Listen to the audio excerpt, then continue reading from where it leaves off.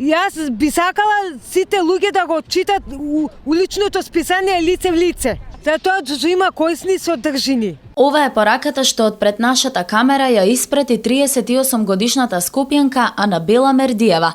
Таа е дел од продавачите на единственото улично списание кај нас, кои секојдневно се движат низ централното градско подрачје, за да го продадат единствениот печатен медиум кој информира за предизвиците на социјално ранливите категории граѓани.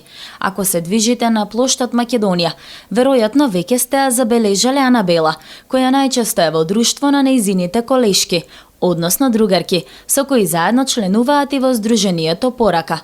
Нашата соговорничка ужива во својата работа, но вели дека сака да биде и масерка, зашто за тоа учела во Граѓанскиот универзитет Кочо Рацин. Ја на луѓето им продавам списанието, им викам повелете, ова е улично списание и луѓето се насмеани и ми го купуваат, ја им викам ова е лице в лице за масажа, сакам да се занимавам, јас сум масажерка, учев во Кочо Рацин. Нашата екипа украде од времето на Анабела, додека таа и нејзините колеги го одбележуваа 7-миот роден ден на лице в лице. Во роденденската порака главната и одговорна уредничка Климентина Илиевски потенцираше дека граѓаните треба да ја препознаат својата општествена улога.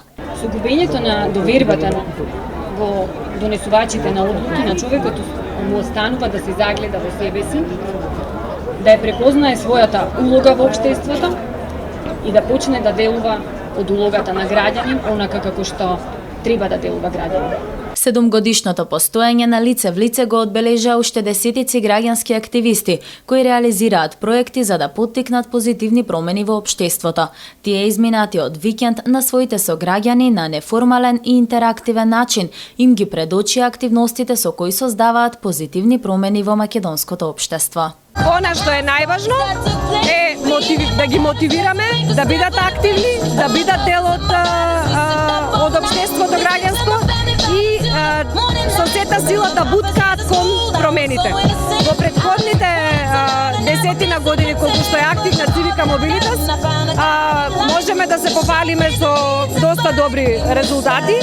Можеби за поголемиот дел од општеството тие не се видливи на тој начин, можеби се видливи за помали групи на луѓе, меѓутоа сите во својата средина прават одредена промена.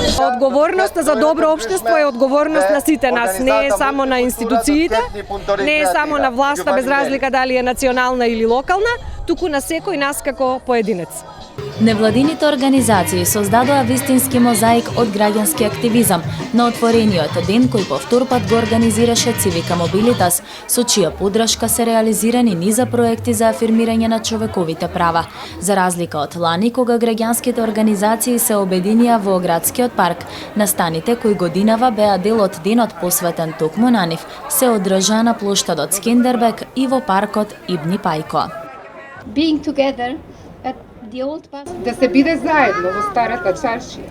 И овие два убави плоштада, плоштадот Скендербек и плоштадот Ибни Пајко, представува голема можност за сите нас да се сретнеме и разговараме и да го славиме зајакнувањето на улогата на граѓаните и граѓанските организации.